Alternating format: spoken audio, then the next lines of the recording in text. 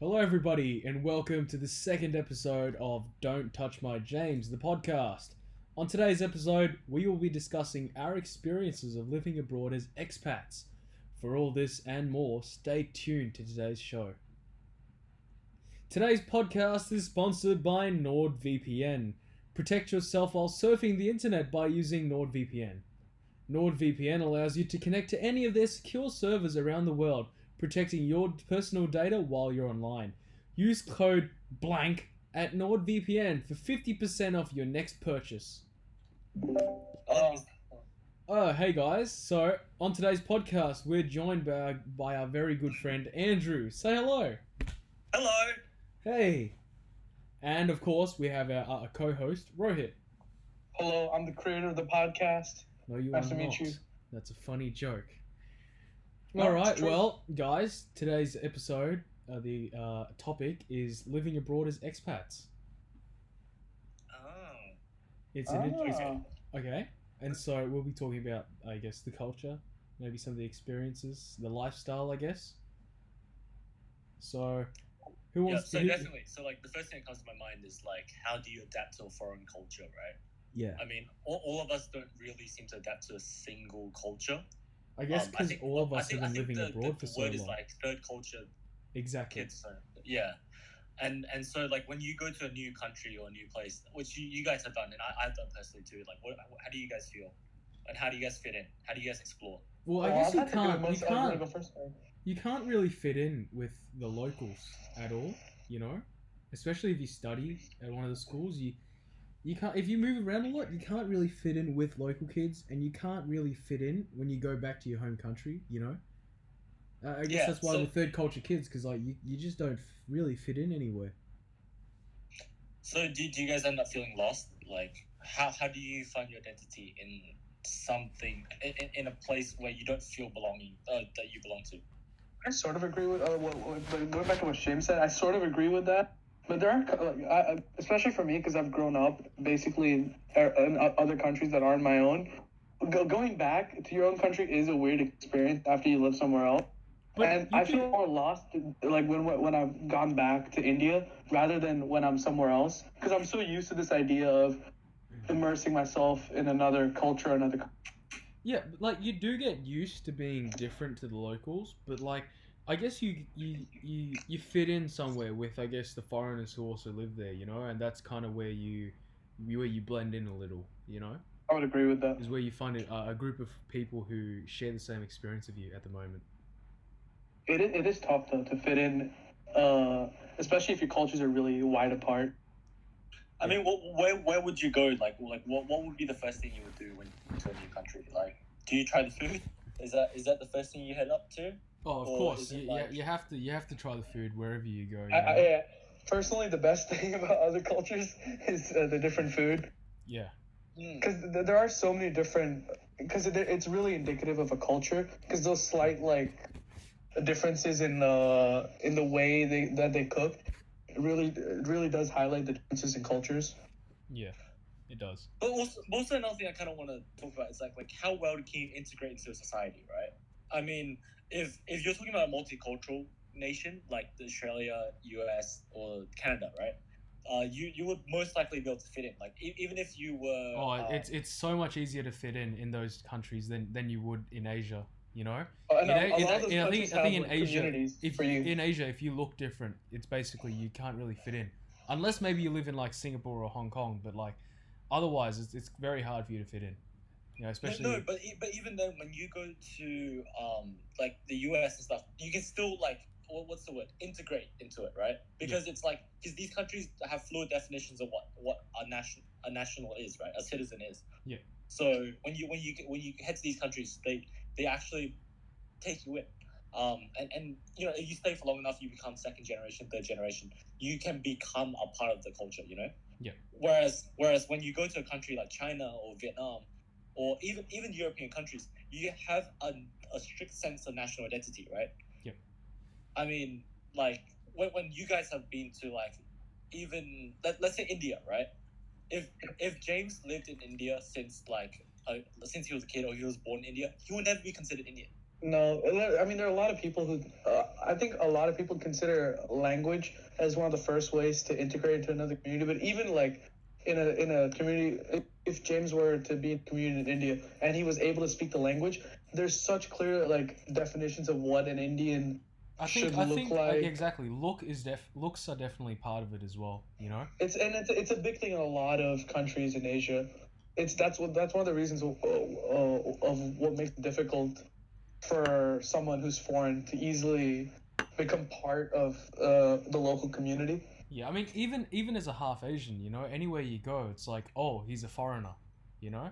Even if you Yeah. speak Vietnamese, it's like, oh, he's a foreigner. So, I mean, That's have what I you meant by guys? language. so But even Yeah. my family, they kind of treat me as a foreigner sometimes, you know. So it's like, looks are definitely part of it, but like, I think language is also very important. I mean, have you guys seen that video? The the the one where that Chinese student he spoke English, but like with a really strong Chinese. oh, I haven't seen that one. Oh dang.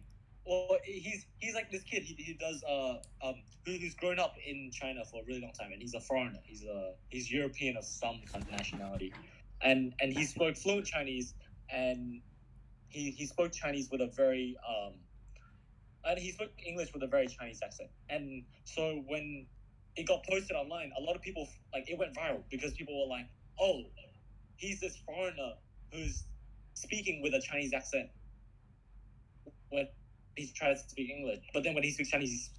And so in that sense, even foreigners they don't consider you Chinese, you know. Yeah, you're stuck in your own little bubble and you can't really escape from that.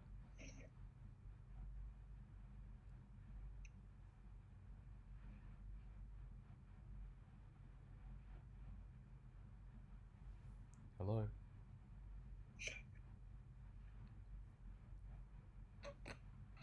Uh, hello, right? And that's the end of our podcast. Thank you for joining in. We hope you had a good time, and we'll see you again. Union 30 years. Have a good day, everyone. Can we start that again? That was so bad. Oh Keep god. going, keep going, keep going, keep It's going. okay, keep going. It's part of the experience, you know. It's part of having fun. You can just cut it out as well. No, Yeah. it's okay. I'll leave that in. Anyways, another thing I want to talk about is food, right? So you guys have tried a bunch of food from all places, right? Possibly. Now, I do have my gripes with food. I personally cannot. I personally am not a big fan of European cuisine. Except like Is that Italian, like something I can't name- racist? no, but I can't actually name another cuisine that I like. That like European cuisine. That would be my top 5. What about British food? You know, they got meat pies, fish and chips. Fish and chips. Yeah. Yeah. I know, but bro, name me your top 5. Top 5 cuisines. Yeah. All right. I have to say Chinese because I grew up in Singapore. Chinese is good. I love Indonesian / Malaysian food. Really good. Oh yeah, definitely. I'm gonna say third probably Mexican, Indian, and the last one Thai because I like spicy. Oh, It's just how I was that raised. seems really far down for me. Really, I love the spice. They have such good. It's so spicy. Okay, I do have to agree that Thai food has a lot of spice and has a lot of flavor, right? So like there's all kinds of flavors, so like sweet, sour, Mm-hmm. but I don't like lemongrass. And I think that's one of the losing points for me when it comes to Thai food. You know, I also really don't like lemon. Yeah. It just throws it off, but it's such a dish of Thai cuisine. Yeah. But it also like highlight because curry versus Thai curry. You clearly tell the cultural difference just by looking at that one like element of Thai food using that lemongrass versus using a lot more spices. Well, I also think it Thai curry is a lot lighter. Like they have less spices, right? I think Thai curry is a lot more reliant, or like green curry, of course, is like maybe more towards like coconut, you know? Yes, like I was thinking coconut, right? Yeah. and, like, But bro, did you realize that you did not have any European cuisines on that list.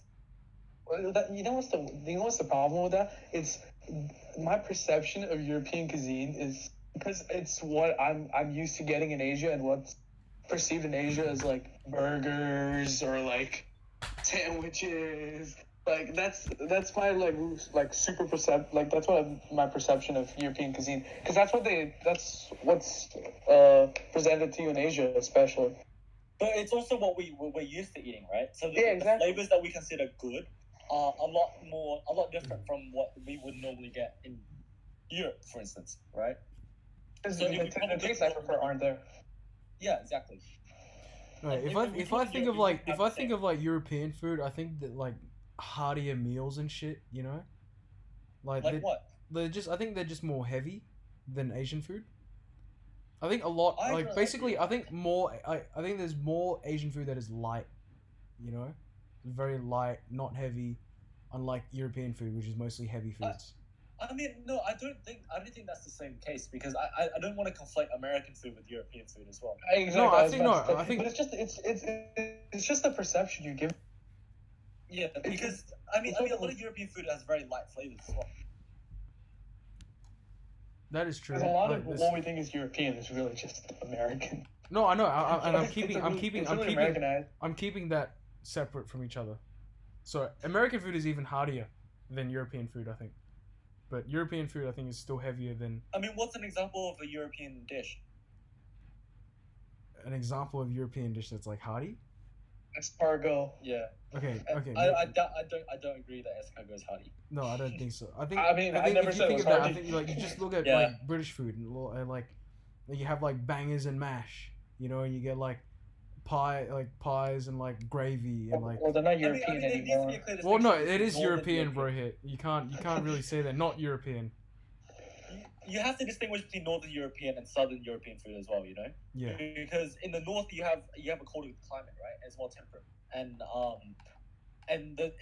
it's surrounded by a lot of coast, and so the kind of foods that you get tend to fit more with people in the past when they had to live in colder climates.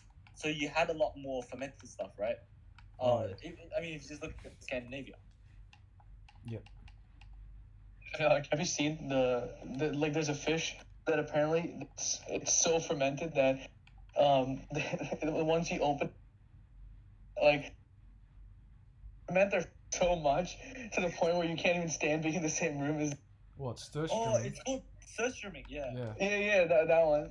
That's so. There's like Surströmming, and then there's that fermented shark. From well, like when I like think of Scandinavia, the first thing. Yeah. But you think you have to realize that it's also an acquired taste, right? If you grew up in Scandinavia, you'd probably be able to eat it. Yeah, that is true. Yeah, but that's common in most. It's like durian. It's like durian, you know. Asian people can eat yeah, durian pretty well. I like it depends where you grow up. A lot of people find it completely revolting. Other people really enjoy it. Yeah. But here's what I find interesting about Vietnamese food, right? So when you're living in Vietnam, I find it actually quite light. It is. It's very. Yeah. Vietnamese food is very light. You can eat, and then like an hour later, you're hungry again. And that's why I don't like it, because it's so different to what I'm used to eating. Yeah. Especially being Indian. It's a lot lighter in flavor and a lot lighter in just like texture and everything else, right? Yeah, I think I've said it before. When I eat Vietnamese food, I need to add so much like sauce or something, because I can't stand it. Yeah, exactly.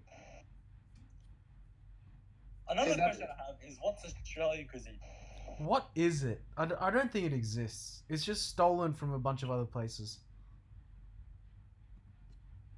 I mean, there's Vegemite. Got kangaroo burgers. Yeah, but is Vegemite alone a dish? It's a spread. It doesn't count. Would you really call Vegemite and toast a dish? I mean, yes. It is a dish. He's not wrong. Yeah, it is a dish. He's not wrong. I was thinking more of like I was like kangaroo. Well, kangaroo's good. Alright, guys, I'm searching out what Australian food is right now. There's barramundi, Okay. That's What's snapper. Are you just listing fishes? Yeah, I don't know. I'm guessing. Oh, Marin. Marin's Australian. Hamburger with beetroot. Oh, that's very Australian. Isn't Marin? I Wait, love dude, beetroot. Like pickled beetroot? Yes. Oh, But it's not- Have you ever like you had a burger with beetroot, right? Yeah, of course. You can't have a burger without beetroot. So good. It replaces the pickle. It's honestly better than a pickle. I'm gonna be honest, I don't like all three. I don't like any of the stuff that's been listed so far. You don't like a Bro, lot of food. You don't like beetroot? Don't like beetroot, don't like pickle. You don't like pickles? It's weird on a burger. Wait, bro, you don't wait, really? Yeah. Okay, so here's my thing with vinegary food, right? So the whole point of people putting vinegary food onto their fatty foods is that what they say what they say the vinegar does is it cuts through the fat, and so it's the balance between fat and this sourness that helps But you know what it balance is? Yeah. It's just warty cucumbers. I mean, it's the thought that I don't like. It's just warty cucumbers. That's my take on pickle. Yeah. Well, I mean, to me, when I look at food, I don't think of it like, hey, what food exactly is it? But it's the flavor, right? So that's why I am able to eat balut, right? Things like that. But Oh, I would can't normally eat that. feel disgusted. I normally would feel disgusted, but I think that like if I open my mind to like different flavors, then and think of it purely like, hey, is the flavor good? Then I think I can be able to eat a lot more foods. Well, I mean, that's how you that's how you enjoy other cultures' cuisine. Like a lot of people say, like escargot. Like I said before, they think, oh, man, gross because it's snails. But when you really try it for the taste alone, it turns out to be pretty good. And that's something you should have especially being us when you're living in foreign countries. You have to be to the countries like whatever experiences they have, whatever cuisine. You can't go in based on based on your own previous like experiences or your own expectations. I mean, in your guys' experience, have there been a food that you have not liked initially, but then you grew to like? Huh. That's a tough one. My dad makes me Mushrooms, try a lot. Like, mushrooms. I've tried frog. I used to Oh, I used frog, yeah. I used to hate mushrooms, but like now I love them. Shit, yeah, mushrooms definitely. Right, mushrooms were a big one. Well, I love them, them. still I don't loved like 'em. them. I loved them, and then I hated them, and then I love them again. It was just really weird. I mean, like I'm talking more of like cultural experiences, right? So when you go like not just foods that you don't like for instance like what like Brussels sprouts or something, but I mean like when you're going to a foreign country and you're looking at the food and you're like, oh, that's disgusting. That looks not appetizing, right? Oh, when I went to Switzerland, cheese fondue. That's one. Because when you Cheese. yeah, exactly. When you started, you're like, wow, this is a lot. It's because it's just a pot of cheese, right? But it's so because it's so nice in the weather of Switzerland, which is generally more cold, and it works out so well. Like it's warm, and I mean, I think a lot of people go in like, oh, it's just a giant pot of cheese. I mean, for me, it was I had it with Indian food initially, right? It looks so like it's so different, right? So it looks so intimidating, and so when you're judging a food by simply its image, you go in and you're like, oh, like I don't know, I don't want to eat it because it just looks weird, right? Yeah. But once you try it and you judge it purely based on flavor, like it really blew my mind. Yeah, that's what's like I said. That's what's important to have that open-minded attitude, especially if you're gonna be moving around a lot. And it's something. You know what? Yeah. It's something at least I think I don't know about you guys, but it's something I've had to get used to because obviously I'm not living in India. I have to be open to trying other foods.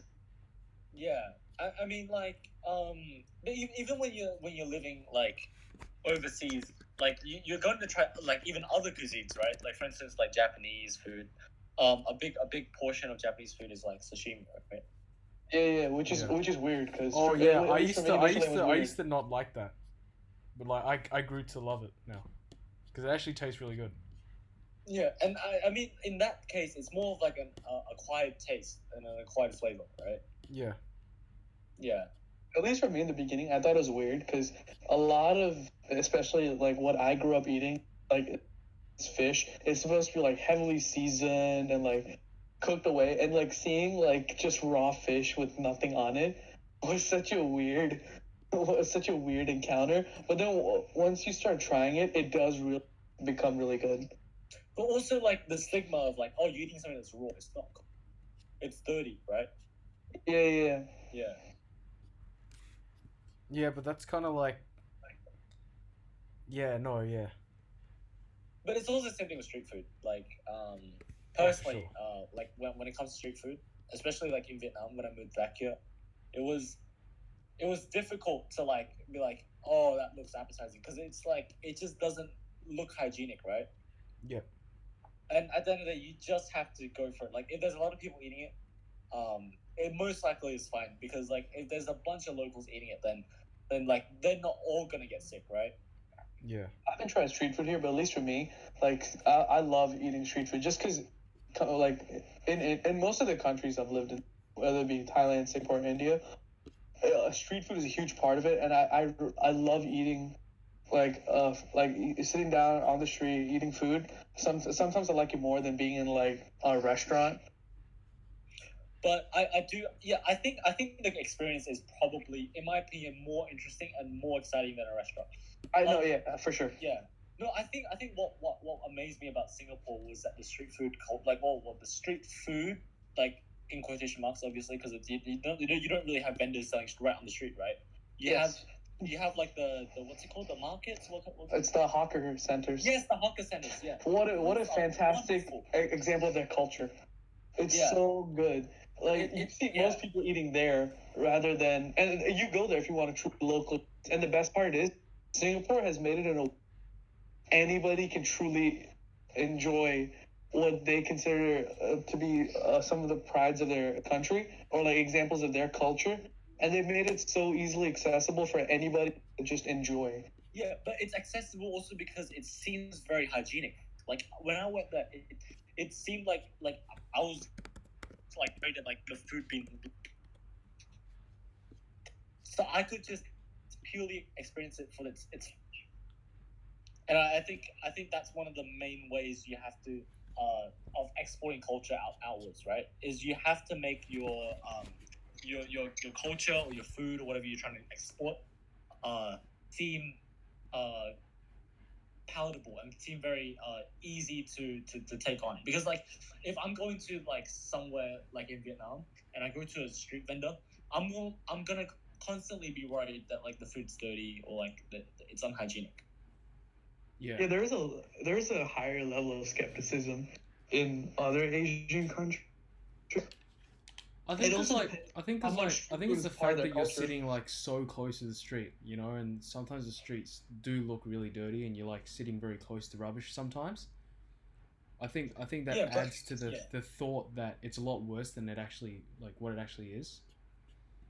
I mean, but also like there's people who tell me when they travel to India, they try to avoid street food. Okay, yes, it is. The hygiene thing is true, but like a lot of people do try it because street is such a huge part of Indian like culture. Yeah, Because it's a lot it's a of way to people get like immersed in the culture, you know. You're eating like the Yeah. people and like you like the locals exactly because there's like students like after school they'll find like street vendors the whole Yeah. experience. And I also think it's quite a stupid sentiment to cut yourself off from something that so many people do, right? I mean, if a street vendor was unhygienic, like they would get all the customers sick, right? Like no street vendor would on earth would ever want to get the source of revenue. yeah, like Sick. why bite the hand that feeds you, you know? Yeah, exactly. I agree. I think it's weird to rub it off, especially because when you're going to either visit or live in another country, the last thing you want to do is like experience the same things you're completely comfortable with. and if like it's an opportunity for a lot of people to obviously take a look at how these like people different to them live, and that's one of the huge things about street food. Yeah, I mean, there's literally no point in traveling somewhere and just going to the local McDonald's, you know? Exactly, yeah. I mean, okay, that's the wrong example because sometimes it's actually worth it to go to a local McDonald's just because like some countries have really different McDonald's. Yeah. Oh, you know what? That is fair. There are some really that is fair. McDonald's You items. the wrong example. That is true, yeah. Yeah. Like, India has Like, the potato KFC, burgers, I had the McPaneer for a long time. the Bukalu. Exactly. See, now we're just listening. He's right. That was a terrible example. Yeah. Wasn't very good. But, an example, either way. Because there well, are now people... that we're done with IB, and we have this sense of open-mindedness to travel, right? Where would you guys want to go to experience a culture that you think that you're not very well accustomed to, and what would you like to try out of it? Ooh. I am interested in going to other countries in Asia because I've been to a lot of them, and there are still a few that I want to go to, but also because I'm not really interested in going to the whole like America, Europe like destinations. There are probably other people are. But I'm interested because for me, when I go to university, I'm already time, so I would rather get a final like a few experiences in it before I head off. What about you guys? Well, I mean, I personally think I actually think the Islamic states like Islamic world countries seem very very, very different, right? Because it's like like countries like Turkey or like Egypt and stuff like that, or even Iran, right? You don't number one you don't really consume a lot of media from these countries. Like they seem very for me as a person living in eight, they seem like very they seem to fade into the backwaters, right? In terms of like the media and everything that we consume, and so when we think of their culture, it's very stereotypical things. We really lack an understanding of like a lot of more Middle Eastern and North African cultures. And I think that would be a really cool experience to be able to learn to go to those places because those places historically, if you look at the people who settled there, it's a vast uh, multi-ethnic and multicultural melting pot of different peoples. And so if I had the chance to go in there, I think it would really like broaden horizons, you know. Yeah. I agree. I think Egypt would be cool to visit, especially with the whole. I would definitely want to see it, which is again, every country has this. It's a huge symbol of their culture and their community. So it is something to visit.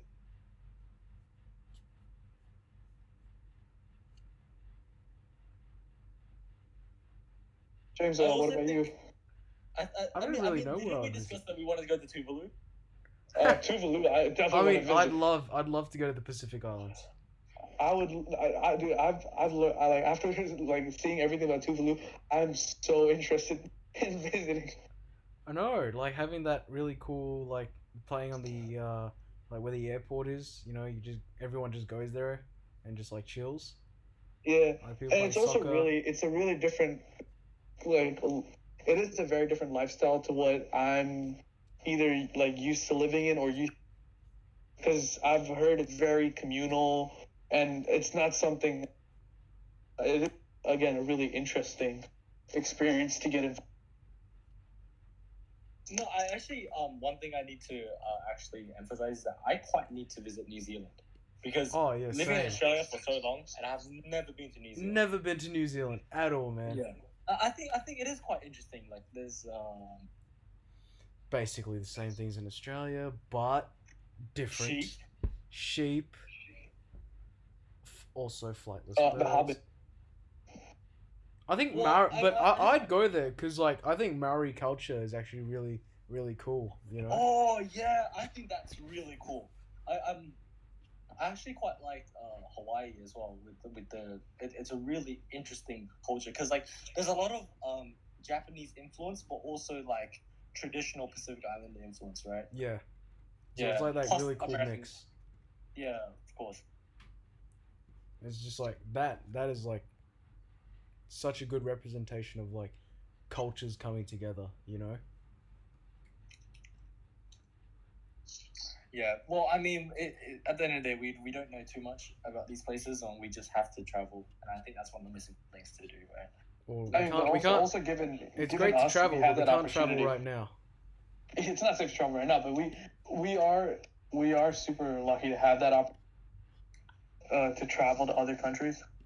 Yeah.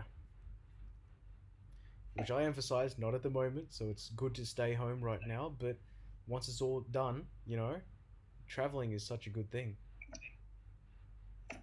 Which is unfortunate given that this is our final year and we Yeah. don't get to we don't get to travel that much. Because traveling would have been great, you know, it would have been awesome to experience all these different lifestyles and stuff. But now we can experience it through YouTube or something. Yeah, but also we also do live in a very multi-ethnic community, and I Yeah. think that we should really use our time to like when we talk to others from other places, it's very interesting to ask them like, hey, what kind of like how was the place like where have you traveled to? Like even going out and like Yeah. look and like talking to other expats, you know, Yeah, and exactly, right. We have that seeing where they're opportunity. from and like where they've been to and like understanding like what experiences they picked up on the way, you know. Yeah, I think being international students also has that effect because we spend so long with people from all different areas and all different backgrounds, and it's interesting because a lot of times you do learn a lot their like different experiences or takes on specific matters. Yeah, and that's true.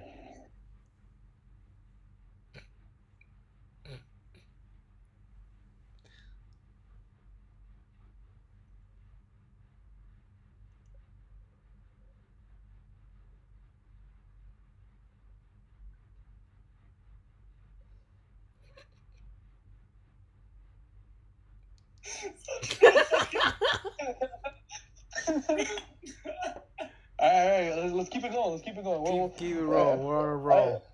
We talked a lot about food. Any other ways to experience foreign cultures? Anybody got any more? Reading a book, like those Lonely Planet guides. Oh, I know a really great Me Lonely too. Planet author. The Thailand, the one, the same author that wrote some of the articles in the Thailand book. Oh yeah. Yes. I've heard he's fantastic. I heard he's amazing as well. And if he's gonna be listening to this, just in case, hi Mr. Beals. Hi, Mr. Beals. We're a big fan. Love your writing. Amazing job. brilliant. I think travel writing is a cool job though. It is. It's definitely. It's a super cool job.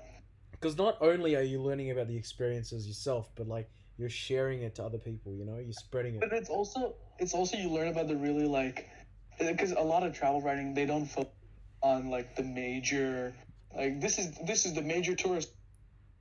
They try and help experience like the much more. They help you experience much more local activities. Yeah. Whether it be like don't go to this tourist hotspot restaurant, try this much more local, family-run restaurant.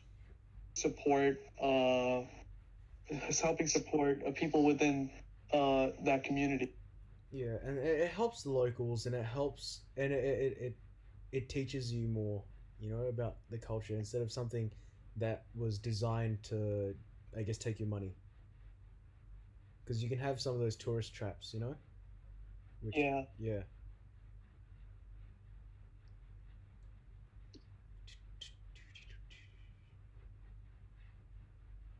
We'll just put like background music in here.